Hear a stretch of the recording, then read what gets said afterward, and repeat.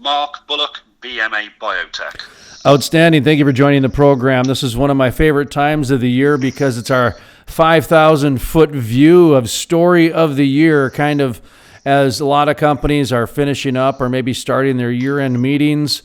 At least, the holiday parties are starting, the conferences, the year-end type things. And this is the conversations people are having. What was the big story of the year? What are people looking for into next year?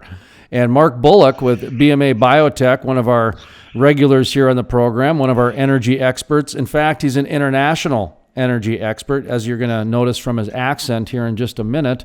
We're going to talk about story of the year. Here's a few of the stories of the years that we've been talking about on this program. And Mr. Mark Bullock might have his own story, but I'm going to throw a few his way. Rig counts being down 20 to 25%. The renewable energy rush, if you will, and the renewable energy ripple and rush, that's how we'll call it. Natural gas, clean, abundant, yet people had to pay to get it taken out of the Permian, as well as the pipelines that are going into natural gas. You've got coal being shut down, but yet it's needed everywhere. And in Germany, it was being turned on because of the renewables weren't able to keep up with the pace. Of course, we got California's wildfires, which a lot of different finger pointing there. But the reality is millions of people didn't have power. And a lot of it, most people will agree, had to do with government regulations. So remote drilling, artificial intelligence on the well, all kinds of different things. Mark Bullock, how are you today?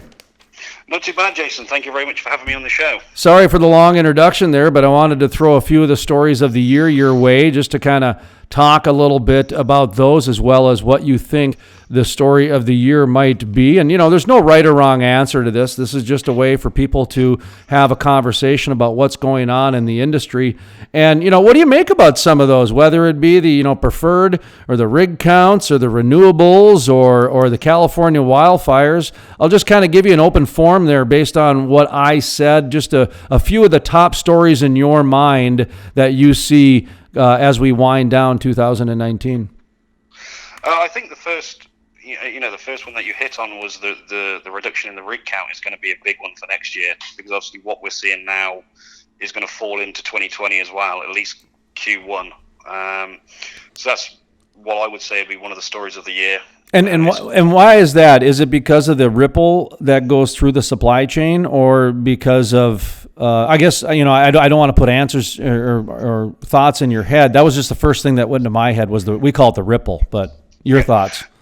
No, it's the rig count is, in my mind, key to the oil and gas industry, because the more rigs that are operating means the more oil and gas is being produced. So again, guys like myself, my background is obviously oil and gas chemicals. We have to keep an eye on the rig count, because then that gives us our forecast for the next 12 months. If there's a high rig count, everyone's happy. But if the rig counts are suddenly dropping in the rates they are right now, it's obviously quite worrying for everyone. So that's why I think the rig count one is going to be a big one, especially into at least Q1, possibly Q2 next year, is going to be one to watch.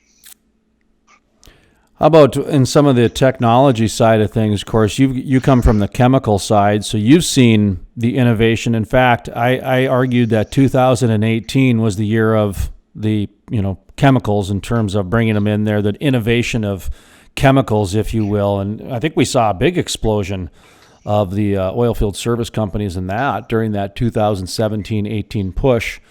But it was all driven by innovation. This is a different kind of innovation with the remote drilling, some of the drones being brought in for surveillance and monitoring. Your thoughts on just that a little bit? I know that's not necessarily your realm, but in your day-to-day operations, are you hearing more about that? Are you thoughts on just that story as we wind 2019 down? Again, I mean, the artificial intelligence, as it's called, being brought into the industry is a big one, because if you look at a lot of other industries, the artificial intelligence is already there. It's been well established for at least 10 to 15 years. Where the oil and gas industry are only starting, in my mind, to adopt more and more of the, things like drones. Drones, start of this year, you really didn't hear much about drones being used in the oil and gas industry. Where now if you log on LinkedIn or you log on any industry platform, drones are being pushed by virtually everyone. People are being recommended for their drone services for surveys or pipeline inspections. So artificial intelligence is again another big story because it's starting to take the man out of the field, so to speak. It's now replacing him with a machine. And there's a little bit of a job shift there, taking them out of the fields, putting them in front of a computer, that sort of thing. I haven't seen any terms of whether that's a positive or net gain in terms of jobs. Are we getting more software developers as we're taking men off the field? Or out of the rig. Look at me with my football talk here.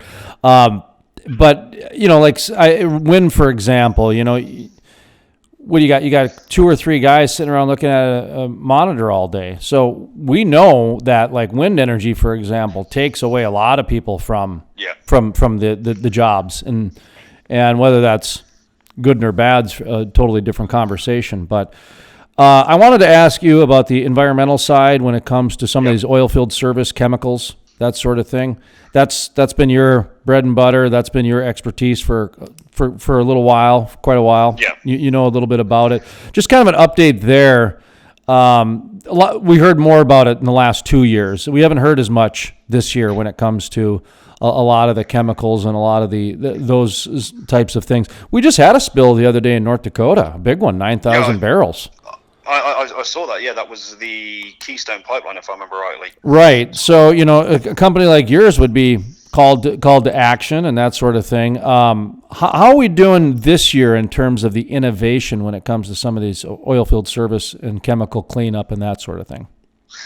Again, it's one of those where companies like mine who are trying to forge a reputation as being the best, sometimes put to one side because of cost or supply demand or whatever. For companies who claim to have products like ours at a cheaper price, well, actually they're nothing like ours. It's just snake oil. So the innovation in the chemical side, it is there. A lot of companies are now, they're still focusing on innovative chemicals for the industry, but the market's so saturated at the minute with a lot of snake oil, and that genuinely is the case, or products which genuinely just don't work but have been in the industry for 20 years, so everyone knows the names, they still use them. So that's another issue that everyone's facing in the chemical side. I'll tell you an issue I've seen on the chemical side, and I don't know if this is true or false or just me reading the tea leaves wrong, but there has been a push to preventative measures in the oil and gas community. Now, I don't know if it's positive, negative, that's not what I'm getting at here, but some of the downhole video and some of the drones and the AI, that's more of a smart pigs. We're looking more at a preventative approach on things, okay? Yeah. And that's shifted some of the money to the front end. So when there's a spill or a cleanup that's needed, that's more on the back end, and that's more of a reactive type dollar now. Yeah. And if there's the reactive dollars are now being shifted to proactive dollars, I could see where the generic chuck and jiver snake oil salesman can catch their attention a little bit easier at that time. Yeah. Is that did I sum it up okay for you there? Yeah, I mean that is literally, you're hitting the nail right on the head, so to speak. We're seeing that preventative measures given the forefront right now, and rightly so. I mean, some of the technologies that are out there or soon to be released are very good technologies. But then, as you pointed out, the expenditures are moving from my side of the industry to the preventative measures. So when my side's needed, because again, it's like this: you'll never take a human out of the process. There will always have to be a human being in there somewhere. The Mark 1 eyeball is good, and it's going to be needed, and it will be needed for the remainder of time. And that's an argument across all industries when it comes to AI. 30 years ago, the defense industry started looking at robots, for want of a better word. The whole Terminator feel of fighting wars. But then they suddenly stopped the expenditures because it just wasn't working. So they then developed drones, which were far more effective than what they were 10 years ago. And then, then they brought out combat suits, which are like hydraulically operated AI uniforms, which soldiers wear, and stuff like that. It's, AI is always going to is there, but you're always going to need a human in that process somewhere. And that's what we're seeing in the oil and gas industry right now is, the technology is slowly making its way in, and it's good technology. A lot of it is needed. But then it opens up the back door on the remediation side for people who either have no clue what they're doing or are selling nothing but snake oil because they're the cheapest. And companies like mine, unfortunately, are losing business because that's what we're seeing. It's a tough place to be in for the operators because they've got a budget and a reactive dollar that's not there is very difficult. But I mean, for me, I guess I'm going to take this opportunity and tell them that it's going to cost you more in the long run getting the snake oil than it is spending a few bucks extra that should be there when it just got shifted. And I mean, that's what I'm starting to notice after this year is that I've seen more and more companies that have gone to the snake, the cheap snake oil guy, if you will. It's kind of fun saying that because they've had to do additional cleanup, so it's costed them almost double to what they would have had to spend if they just would have spent a little bit more on a quality product that's proven. Yeah, and it's unfortunately sometimes what I'm seeing, and this is my own personal opinion, is the industry is its own worst enemy in the sense of if we look at Colorado, that's a prime example. The industry is being cut back there, astronomically because of the way the regulations are now being wrote. And the only reason they're being written like that is because, the chuck and jivers, as you call them, or the snake oil salesmen have been given free rein. And it's impacted on the industry in that region. It's doing it all over the world. If they were just to spend an extra couple of dollars per gallon, it just means a little slight decrease in profits. But then on the knock-on effect, you're not going to have the issues like you're seeing in Colorado and everywhere else where they're trying to ban the oil and gas industry. A big story coming out of the UK this week. Fracking has now officially been banned until further notice. So the one site they had that was onshore fracking on Monday morning was literally shut down because, it was a cause of potential minor earthquakes, and the government have stopped it. So again, that's another one the industry is going to be watching to see how that plays out. Because if you've got a region of the world that's never had earthquakes, that suddenly starts getting them when fracking operations are taking place, it starts to alter the whole dynamic, and it starts to bring a lot of research into question. Are these environmentalists right, so to speak? I honestly, I do not think that the oil and gas industry has any idea the amount of momentum and power going on right now with this environmental movement. I don't think they have any idea. Oh no, and the trouble is, and this is the sad fact, is renewable energies one day will be a mainstay in the world, but they are not at the level that we need them. I was reading an article a couple of months ago now where it was saying how, talking about how lithium's mined, and it was an area of Chile that once was very fertile, and had copious amounts of water, where now it's virtually barren and desolate because the lithium mining industry has literally ravaged the land. How is that eco-friendly and sustainable? It's not. It just, that's far worse than the oil and gas industry's ever done.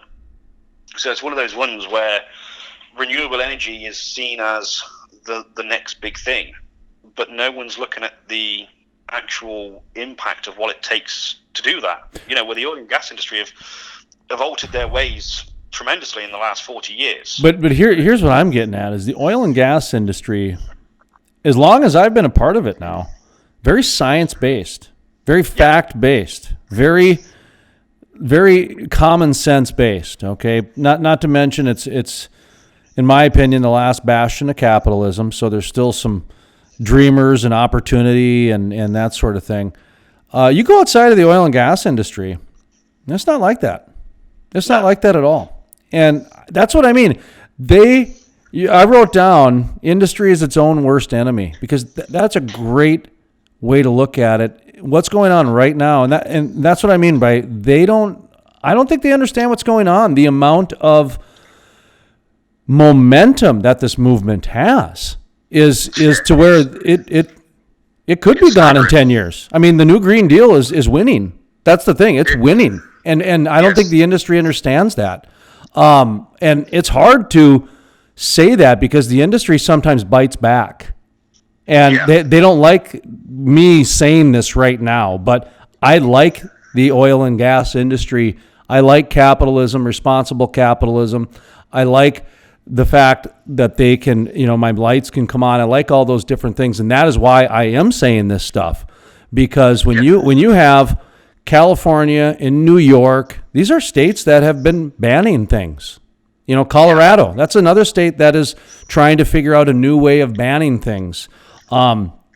There's a real problem here because when the herd mentality is happening to where they don't think it's, they're not reaching out and engaging with the people at all. I mean, let me give you an example here. I was at the Wildcatters golf tournament in Casper, Wyoming this summer. Okay.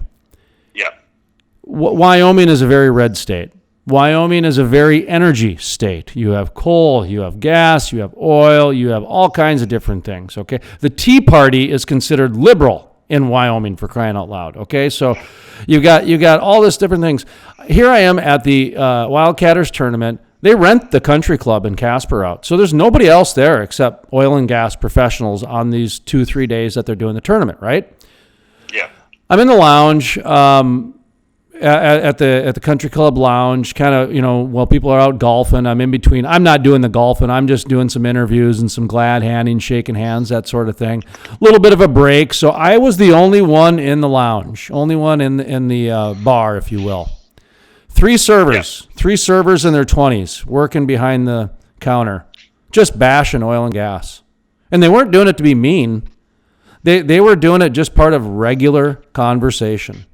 Just regular conversation. And I'm thinking to myself going, lady, I just watched you get tipped over $300 in the last two hours by oil and gas professionals. And the minute they walk out of the door, it's cool to dog fossil fuels. So that's what we're doing right now. That's what I mean. I don't think they get that's what's going on behind their back on a regular basis. Do you know what I mean by that? And I'm not trying to be mean here. I'm trying to say, guys, wake up. This is what's going on. It's a whole new mentality thing. That's all it is. I was reading an article the other day about that 16-year-old girl who made a passionate speech at, I think it was one of the anti-fossil fuels rallies. I can't remember exactly what she'd done. And she'd flown to a summit in Chile, which was cancelled due to the upheavals there and the unsafe environment. And then she's putting out a plea to fly to where the UN had rescheduled this event in Madrid. And it's like, well, hang on, if you're standing there and you're bashing fossil fuels in one breath, but in the next breath, you're asking for someone to buy you a plane ticket to fly you another 8,000 miles the other direction you've just come from. Renewable energy couldn't get you there in the time span. Fossil fuels are there because renewable energy has already been and gone. I mean, you look at the sailing ships that cross the Atlantic for nigh on 300 years. They were powered by wind. That is renewable energy.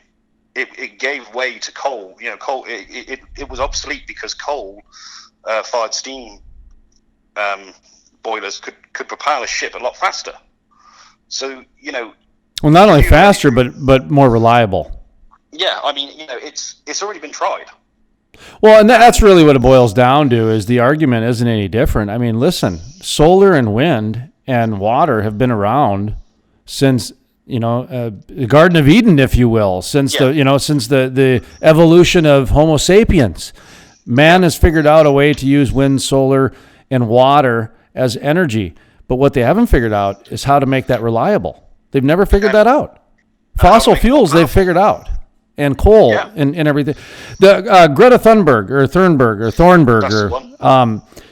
the real story in that, in my opinion, is how there's no sound science for any of this. Okay, consensus science is not science. Albert Einstein said, because you remember, Albert Einstein was a whack job, and everybody thought he was nuts. And not hardly, there was a big group of people that disagreed with his theory on relativity. And Albert Einstein just said, well, it only takes one person to disprove me. And we've gone a different direction. Science has gone a different direction. And I feel bad for scientists, because if you are correct as a scientist, that doesn't mean you're correct anymore. You have to have a consensus of scientists to say you're correct. They don't have to. They don't have to prove you wrong. They just have to say whether their policy agrees with you or not. So we've shifted into consensus science as an acceptable form of science, which is really too bad. Science has suffered from that. But what the real story to me is that at the UN, instead of having a scientists headline your climate change policy, you brought in a 16-year-old girl with a disability.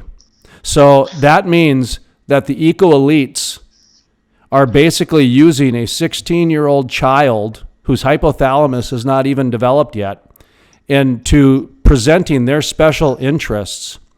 And to throw it on top of it, she's even got Asperger's on top of it. So if you're going to try to make an argument against renewables, now to some people, you got to get past the child with Asperger's in order before you even get to the conversation of renewables.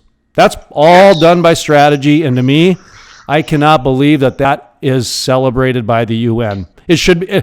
To me, it's criminal, but to them, it's let's put her up on main stage over the scientist. I mean, I don't know what kind of science a 16-year-old can bring to a UN conference, but nobody seemed to ask that question. No, it's one of those things where if you ask our great-grandparents about the world today and how they view it, it will be a lot different to how we view it, because we're evolving as a species. That's all it is. We're just evolving.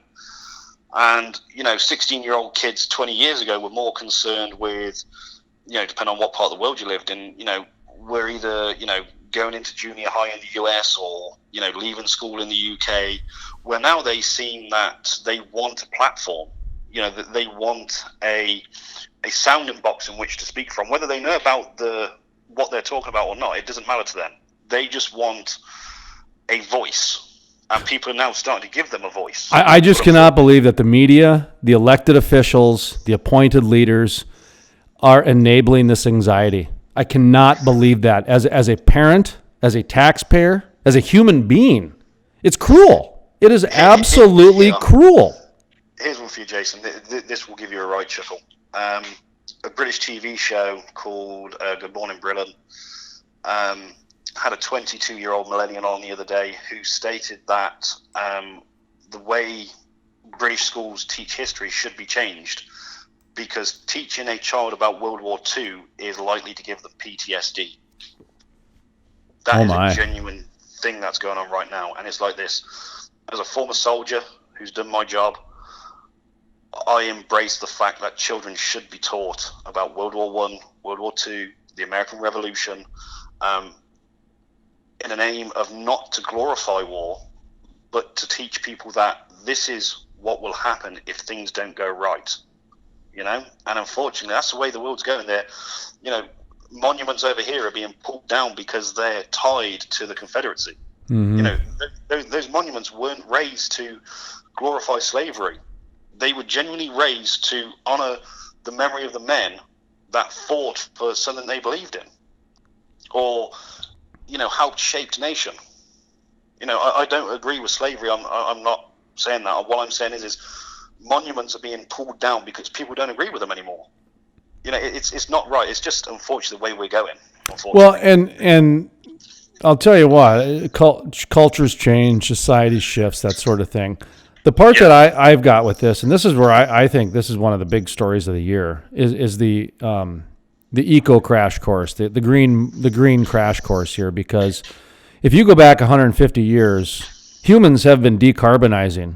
We were burning wood, burning coal, burning fossil fuels, and then, natural gas, which only has one carbon molecule. So, I mean, we have been naturally decarbonizing long before the Sierra Club, long before Al Gore, long before Greta Thunberg, we've been doing it just fine and you know what? And I think we're going to continue to.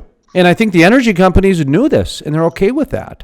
It's just this crash course that says that if I still can't believe there's a media outlet alive that gives that I forget her name, AOC. I'm not, I don't do much with the politics anymore. So, and I do that on purpose so I can have a sane mind. Cortez, I can't believe there's anybody that gives her a platform, because she's going around saying that we have 10 years left on the planet. That is, in my lifetime, those people were crazy, and they were maybe got a little bit of airtime on the overnight coast to coast George Norrie show, where we'll put you between the guy that was abducted by the alien and the guy that thinks the lizard people are walking around. We'll put you right in the middle of them too. That brings you back to the whole Y2K bug. Do you remember that? That's exactly right. It's a Y2K bug all over again. Yeah, and it's just a different form. I mean, we all, those are old enough remember the Y2K. Oh, you can go back to the book of Genesis the book of Revelations, and saying we've been doing it for a long time, man. Yeah, I mean, it's just one of those things where, the big story is now that, the world is changing, and it's just on a tangent, it's just on a knife edge, and it's a question of which way is it going to fall. That is really one of the biggest stories is, renewable energy is going to be there in the forefront in the next 5 to 10 years, because that is the way the world's going. But it's going to come to a point where it's at what cost? The oil and gas industry is taking a hit blow by blow every day, and it's do you think that 10 years ago, if the people of California, if the leaders would have came out and said, okay, we're going to mandate everybody have this amount of electric cars, we're going to mandate that everybody has this amount of solar panels, we're going to mandate that we use this amount of renewables, and here's the deal. In 10 years, millions of you will be without power on any given day. And your bills are going to go up 3 to 4 times what they are now. Do you think they would have voted for it back then? No. But that's what happened. Yeah, that's what happened. And that's what's happening over the world right now. That's what happened in Germany, and that's what's happening in a lot of different places. And the thing is that all of those leaders have either left because they knew it was coming, or the ones that are there are not being held accountable. In fact, they're given more money, which is just regardless. Anyway, we better wrap up here. So, story of the year, you're putting your vote down for rig counts, is that right? Yeah, I'll put my vote down for rig counts. All right. It's going to be, go ahead. It's going to be one of those that's going to follow on to at least Q1 2020. So it's going to be one of those ones that we're going to have to watch and hope it improves.